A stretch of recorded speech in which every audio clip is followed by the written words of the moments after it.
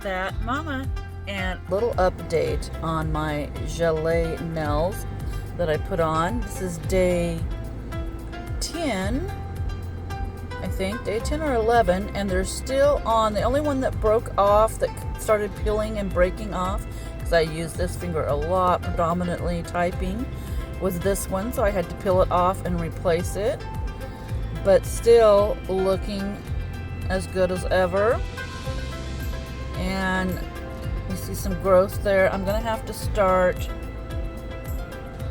and I still have enough that I can do one more set. Once I get that, I can do one more set when I really have to start replacing them. And at this length, that's just perfect. There we go. There's a close-up shot. There's another nice close-up shot. But just wanted to give you a little bit of update on the Gellaes. It's that mama. Bye-bye.